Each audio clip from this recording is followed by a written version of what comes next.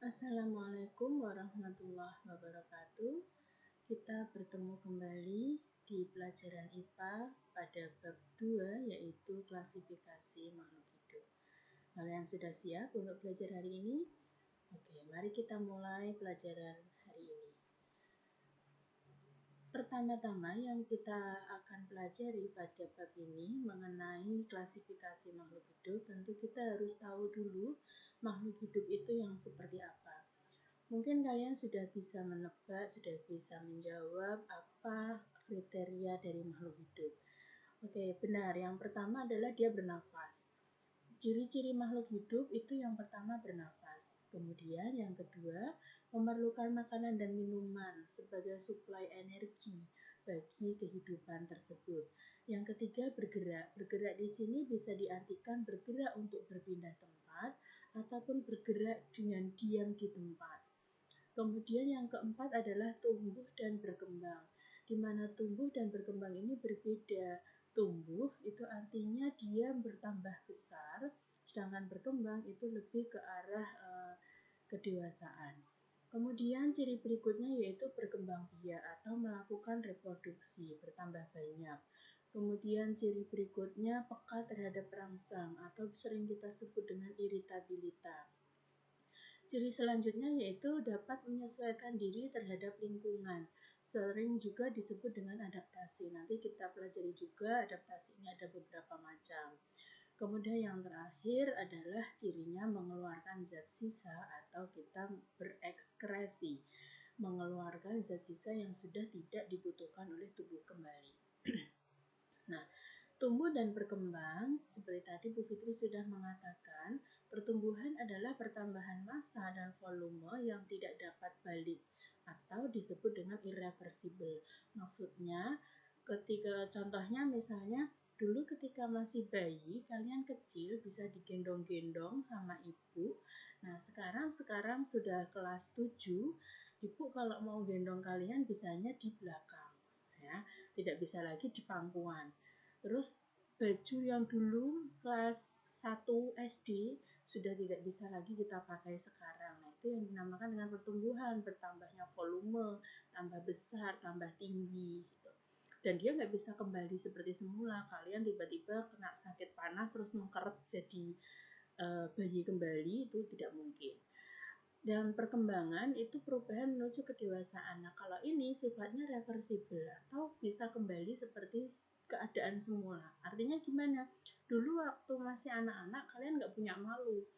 Artinya nggak punya malu di sini misalnya kalian main-main di luar itu cuma pakai kaos singlet sama maaf celana dalam aja, itu nggak malu. Nah, sekarang kalau disuruh kayak gitu tentu malu ya kan. Kalau sekarang main layang-layang tiba-tiba kalian lari-lari ngejar layangan cuma pakai kaos singlet sama celana dalam mesti malu kan. Nah, tapi nanti ketika udah tua, kedewasaannya menyusut kembali seperti anak-anak lagi. Coba kita lihat mbah-mbah. Mbah-mbah itu kadang ada yang cuma pakai mohon maaf atasannya aja, misalnya kaos singlet atau BH-nya aja. Terus bawahnya cuma pakai sarung misalnya. Itu nggak malu. Nah, itu berarti bisa kembali lagi seperti keadaan pada dia masih kecil dulu. Itu ya bedanya pertumbuhan dan perkembangan. Kemudian untuk menyesuaikan diri terhadap lingkungan atau adaptasi, tadi Bu Fitri mengatakan ada beberapa macam, ya. Ada 3 macam. Yang pertama, adaptasi morfologi. Morfologi dari kata bentuk, artinya dia menyesuaikan diri dalam hal ini adalah bentuk tubuhnya terhadap lingkungan. Misalnya sama-sama kaki, tapi antara kaki bebek dengan kaki ayam bentuknya berbeda. Kenapa? Karena lingkungan hidupnya berbeda. Bebek lebih cenderung hidup di daerah yang berlumpur, sedangkan ayam tidak. Nah, maka dia membutuhkan bentuk kaki yang berbeda.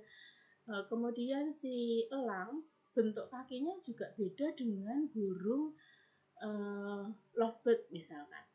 Kenapa? Karena jenis makanannya berbeda. Dia kan kakinya digunakan untuk menangkap mangsa kalau elang. Jadi butuh kaki yang kokoh, butuh kaki yang kuat. Jadi bentuknya berbeda. Sama-sama kaki bentuknya berbeda. Itu yang disebut dengan morfologi. Kalau di sini Bu Fitri sebutkan contohnya paruh burung. Ya, tadi seperti kalian ketahui burung lovebird paruhnya beda dengan burung elang. Kenapa? Jenis makanannya berbeda. Beda lagi dengan paruh bebek, jenis makanannya berbeda. Kemudian adaptasi fisiologi, yaitu penyesuaian fungsi organ tubuh untuk menyesuaikan diri terhadap lingkungannya. Misalnya batang kaktus. Di mana-mana batang pohon itu keras, kemudian warnanya coklat, ya kan? Kalian kalau menggambar aja pasti batang pohon itu coklat. Tapi pada kaktus batangnya hijau dan dia lebih lembut, tidak kaku, tidak keras. Kenapa? Karena dia fungsinya tidak hanya menopang tubuh, tetapi dia juga berfungsi untuk tempat menyimpan air, juga untuk fotosintesis. Warnanya hijau. Nah, ini yang disebut dengan fisiologi. Kemudian adaptasi tingkah laku, di mana tingkah lakunya itu yang dia sesuaikan untuk lingkungannya. Misalkan cumi-cumi kalau dalam keadaan terancam itu akan mengeluarkan tinta hitam. Dia hanya saat terancam, tidak serta-merta tiba-tiba mengeluarkan tinta gitu ya. Kemudian ikan buntal saat dia merasa terancam, dia akan menggembungkan badannya. Nah, itu yang disebut dengan adaptasi tingkah laku. Paham ya? Kemudian mengeluarkan zat sisa di sini ada beberapa macam sebutannya. Semua sama-sama mengeluarkan zat yang sudah tidak digunakan lagi. Yang pertama ekskresi. Ekskresi itu pengeluaran zat sisa berupa cairan, misalnya keringat dan urin. Urin itu pipis ya. Kemudian defekasi. Defekasi itu pengeluaran zat sisa berupa feses atau pup. Nah, kemudian ekspirasi. Ekspirasi itu mengeluarkan zat sisa respirasi berupa karbon dioksida melalui hidung. Jadi ini kaitannya dengan pernafasan kalau ekspirasi. Kemudian gutasi dan transpirasi yaitu pengeluaran air dalam tubuh tumbuhan. Oke, klasifikasi makhluk hidup. Klasifikasi makhluk hidup.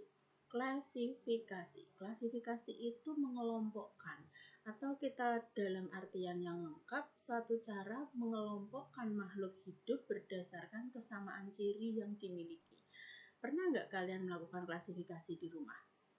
Pernah? Oke, pernah. Contohnya apa? Ya, misalnya kalian mengklasifikasikan pakaian kalian di dalam lemari.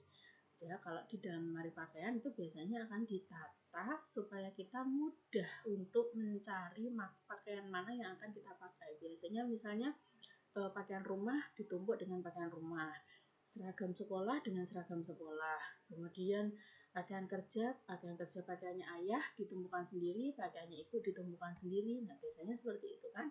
Nah, itu gunanya supaya kita mempermudah. Nah, tujuan klasifikasi pun sama. Kenapa makhluk hidup diklasifikasikan? Yang pertama, tujuannya adalah mengelompokkan makhluk hidup berdasarkan persamaan dan perbedaan ciri-ciri yang dimiliki. Yang kedua, kalau sudah diklasifikasikan, kita mudah untuk mendeskripsikan, menyebutkan kriterianya itu mudah. Mendeskripsikan ciri-ciri suatu jenis makhluk hidup untuk membedakannya dengan makhluk hidup yang lain. Yang ketiga, mengetahui hubungan kekerabatan. Jadi selama dia itu semakin dekat sama persamaan cirinya, itu akan semakin dekat juga kekerabatan antar makhluk hidupnya. Jadi misalnya kamu dengan kakakmu itu pasti ciri-cirinya hampir mirip lah daripada kamu dengan tetanggamu, gitu kan. Kemudian juga untuk memberi nama makhluk hidup yang belum diketahui namanya. Oke, dasar klasifikasi ada 3. Yang pertama bisa didasarkan pada persamaan dan perbedaan yang dimiliki.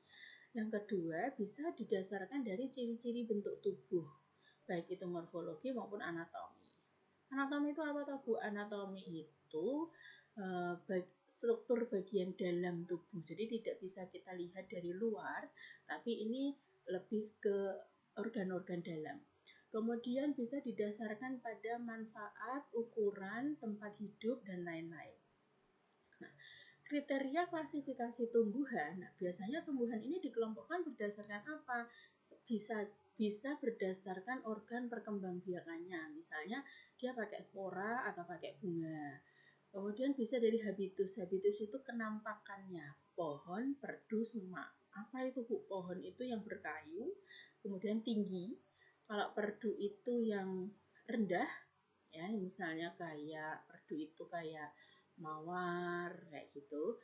Kemudian semak-semak itu yang landscape, yang dia menutup tanah, misalnya rumput kayak gitu ya. Bentuk dan ukuran daun, kemudian cara berkembang biak juga bisa untuk dasar klasifikasi tumbuhan.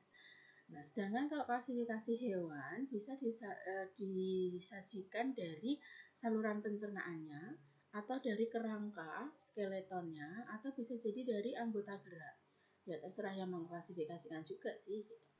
Nah, sekarang kita pelajari tokoh-tokoh dan sejarahnya klasifikasi makhluk hidup itu. Yang pertama ada Carolus Linnaeus. Carolus Linnaeus itu siapa? Carolus Linnaeus itu ilmuwan dari Yunani. Ya. Dia mengelompokkan makhluk hidup ke dalam 2 kingdom. Sederhana sekali, dia hanya menyebutkan antara hewan, tumbuhan, selesai. Animalia dan plantae. Nah, terus gimana caranya? Pokoknya kalau dia bisa bergerak bebas, bisa jalan-jalan kemana-mana, itu berarti animalia. Kemudian kalau dia nggak bisa bergerak sama sekali, terus badannya kaku, nah berarti dia termasuk dalam plantae atau tumbuhan. Carolus Linnaeus itu sering disebut sebagai bapak klasifikasi karena dia pencetusnya. Ya. Dia mengenalkan tingkatan takson. Tingkatan takson itu tingkat-tingkat untuk mengetahui hubungan kekerabatan. Dari mulai kingdom atau kerajaan, kemudian filum, divisio, keluarga. Filum itu untuk hewan, divisio itu untuk tumbuhan.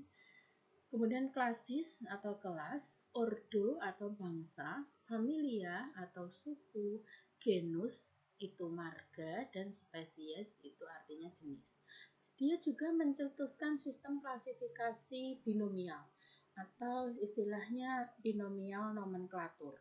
Apa itu binomial nomenklatur? Itu tata nama, penamaan, ya, penamaan pada makhluk hidup.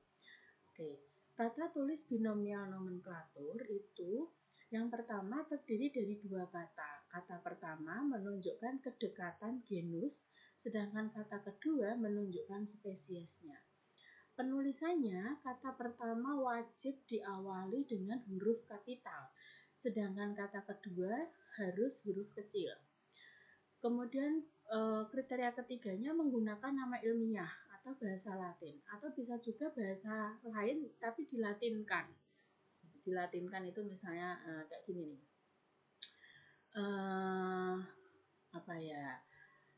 Rafflesia arnoldi, ya. Sebenarnya dia namanya Arnoldi. Rafflesia itu apa? Penemunya adalah Raffles. Ya. Karena penemunya itu namanya Pak Raffles, maka dilatinkan menjadi Rafflesia. Kayak gitu. Dicetak miring atau digaris bawahi secara terpisah antara genus dan spesies. Nah, contohnya seperti ini. Kalau pada tulisan ketik itu ya, kata pertama ditulis dengan huruf besar, yang kedua huruf kecil. Kalau diketik bisa kalian miringkan, dimiringkan aja.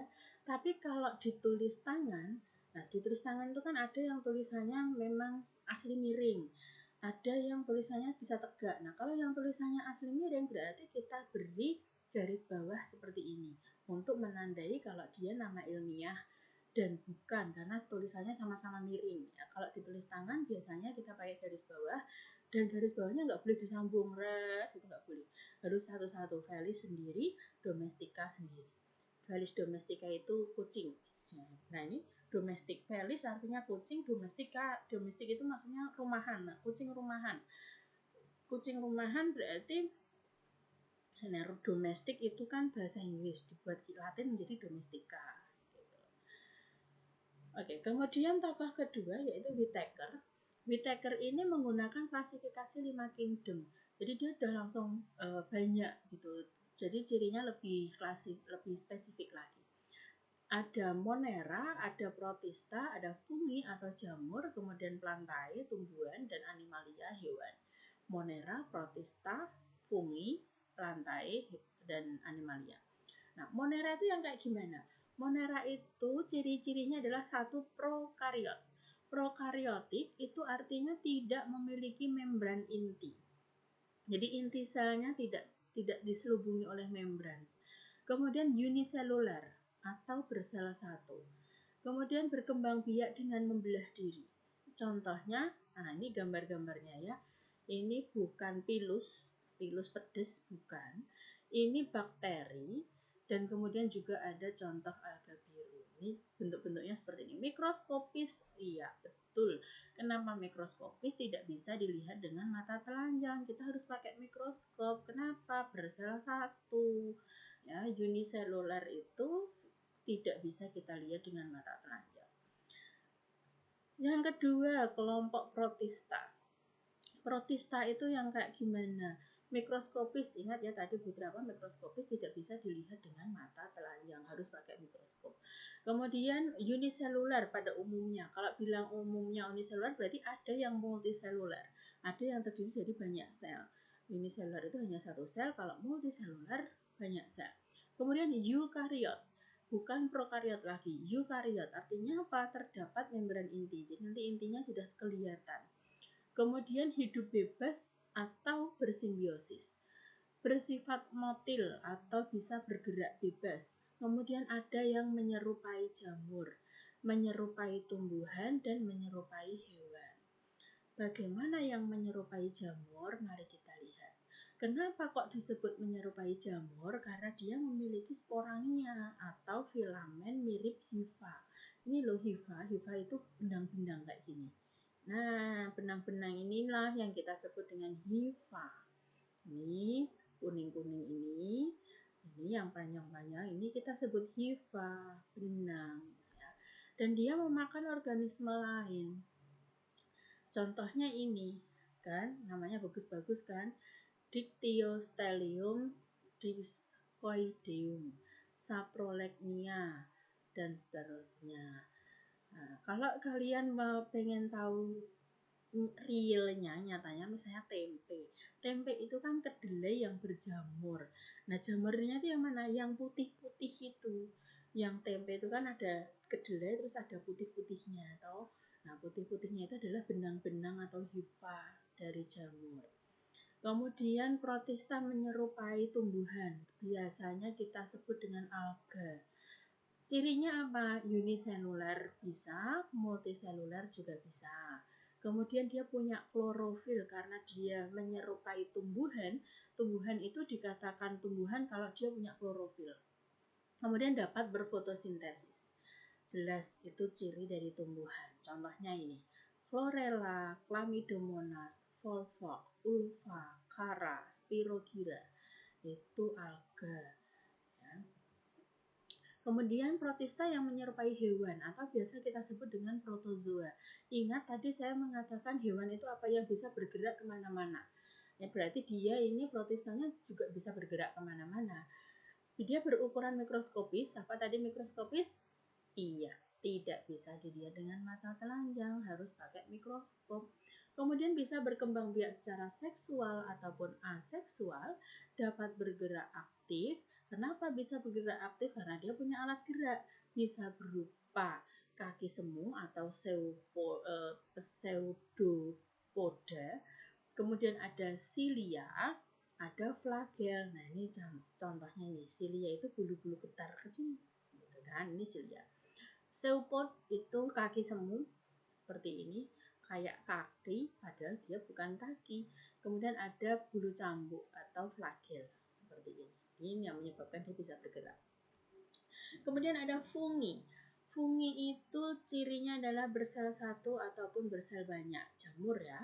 Ada yang bersifat saprofit atau memakan sumber makanannya dengan mengurai bahan organik dari hewan atau makhluk hidup yang sudah mati lah. Kemudian ada yang bersifat parasit. Artinya dia menghisap makanan dari organisme lain. Yang jelas dia harus memiliki hifa atau benang-benang tadi. Kemudian berkembang biak dengan spora. Nah, contohnya seperti ini. Nah, kan kayak jamur kayu, kemudian jamur tiram, terus ini jamur seperti ini ya. Itu contoh-contoh dari fungi. Kemudian tumbuhan atau plantae, cirinya adalah organismenya multiselular. Bersel banyak, berarti dia bisa kita lihat tanpa tanpa mikroskop. Kemudian ada eukariot. Oke, kalau tadi kalian tanya gini, ini yang ini nih. Nah, Bu, itu kok jamurnya kok bisa kita lihat? Nah, ini kan berarti dia yang bersel banyak, multiseluler, maka kita bisa lihat wujudnya. Nah, kalau yang bersel satu apa, Bu? Contohnya jamur tempe.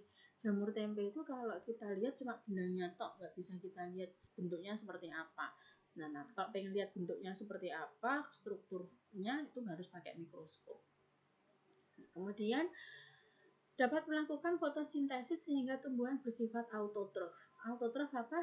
Autotrof itu dapat membuat makanannya sendiri, atau istilahnya dia bisa mengubah bahan anorganik menjadi bahan organik. Mempunyai dinding sel. Artinya dinding sel berarti nanti dia lebih kaku. Badannya itu kaku. Kemudian berkembang biak secara aseksual ataupun dengan seksual, dengan penyerbukan ataupun tidak. Contohnya kalau yang tidak pakai penyerbukan itu dengan cangkok. Kemudian tidak dapat berpindah tempat, dan ciri berikutnya adalah bukan ciri ya. Untuk memudahkan, tumbuhan dikelompokkan menjadi 3 golongan, yaitu golongan lumut, golongan paku-pakuan, dan tumbuhan berbiji. Oke, kita lihat yang lumut dulu. Lumut itu merupakan tumbuhan yang tidak berpembuluh, artinya tidak memiliki berkas pengangkutan. Jadi dia tidak bisa dibedakan antara akar, batang, dan daun, tapi dia punya struktur yang menyerupai akar atau kita sebut dengan rhizoid. Tapi dia tetapi rhizoid ini berspora dan berklorofil, jadi dia bisa melakukan fotosintesis akarnya aja. Kemudian mengalami daur hidup gametofit dan sporofit yang disebut metagenesis. Contohnya ini, lumut hati atau marhantia dan lumut gambut atau sphagnum. Kemudian tumbuhan paku. Tumbuhan paku ciri-cirinya memiliki akar, batang, dan daun sejati. Tidak berbunga dan berbiji, daun mudanya menggulung. Daun pada tumbuhan paku itu biasanya menghasilkan spora atau disebut sporofil, dan daun yang tidak bisa menghasilkan spora disebut tropofil. Nah, ini contohnya ini, daun mudanya menggulung. Ini daun yang muda menggulung, ya. Kemudian di sini ada di daun yang udah tua, itu di baliknya, di bawahnya itu ada titik-titik hitam ini. Titik hitam ini apa? Ini sorus atau kotak-kotak yang isinya spora. Jadi satu titik ini ada banyak sekali spora di sini. Jadi spora bukan satu titik ini satu spora, tidak. Ini saurus itu kotak spora. Artinya kalau satu kotak berarti isinya ada banyak spora. Nah, tumbuhan berbiji atau angiosperme itu dibedakan lagi menjadi dua. Ada yang berbiji satu atau monokotil dan berbiji dua atau berkeping dua dikotil. Ciri-cirinya masing-masing bisa kalian lihat di sini ya. Untuk yang monokotil itu memiliki satu keping daun lembaga, kemudian akarnya berupa akar serabut, batangnya tidak berkambium, biasanya dia cenderung batangnya berongga atau batangnya berair. Contohnya apa? Ayo, batang berongga. Bambu atau kangkung, nah itu batangnya berongga. Kemudian kalau batangnya berair, misalnya pisang, kayak gitu, batangnya tidak berkambium. Berkas pembuluh pengangkutnya tersebar, jadi antara silim dan floemnya tersebar, tulang daun sejajar atau melengkung, kelopak bunga berkelipatan 3. Sementara untuk dikotil atau berkeping dua, memiliki dua keping daun lembaga, berakar tunggang, batangnya berkambium. Batang berkambium artinya apa? Dia batangnya pasti keras, karena dia mengayu. Contohnya apa? Ya, pokoknya yang batangnya keras, yang kayak kayu gitu, kayak mangga, kemudian pelem, mangga sama pelem sama ya. Mangga, kemudian nangka, durian, kayak gitu. Berkas pembuluh pengangkut tersusun dalam satu lingkaran, jadi floem dan silimnya terpisah oleh kambium. Ini lebih teratur, lebih bagus. Tulang daunnya menjari atau menyirip, kelompok bunga berkelipatan 4 atau 5. Nah, sedangkan animalia itu digolongkan jadi dua antara vertebrata dan vertebrata. Ini berdasarkan ada dan tidak adanya tulang belakang. Avertebrata itu dari kata a artinya tidak dan vertebrae. Vertebrae itu tulang belakang. Jadi dia tidak memiliki tulang belakang. Apa saja? Ada golongan porifera atau hewan berpori, kemudian Coelenterata, hewan berongga, Platyhelminthes, cacing pipih, Nematelminthes, cacing gilik, C itu cacing ya, Annelida, cacing berbuku, Mollusca, hewan yang lunak, Arthropoda, hewan yang tubuhnya berruas-ruas, dan Echinodermata, kulitnya berduri. Sedangkan yang punya tulang belakang atau vertebrata itu ada 5 di sini, ada 5 kelas. Ada Pisces atau ikan, amfibi atau reptil, aves burung, reptilia reptil, dan mamalia. Kalian pasti sudah tahu ya, contohnya ikan, contohnya reptil, contohnya burung, contohnya amfibi. Maaf, saya salah nulis. Ini harusnya amfibi bukan reptil ya, maaf salah saudara-saudara. Ini amfibi itu yang hewan di dua alam, misalnya kata. Ini nanti kalau dicatat ini dihilangkan. Ini bukan reptil, amfibi. Reptil salah, sekali lagi saya salah ketik, mohon maaf. Kemudian oke, biar nggak ini saya ini dulu. Reptil.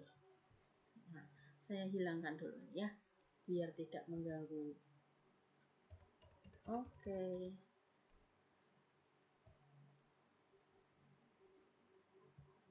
Nah, kemudian reptilia, reptil dan mamalia. Mamalia itu hewan yang memiliki kelenjar susu. Contohnya apa? Sapi, kambing, kucing, kita. Nah, kita juga mamalia.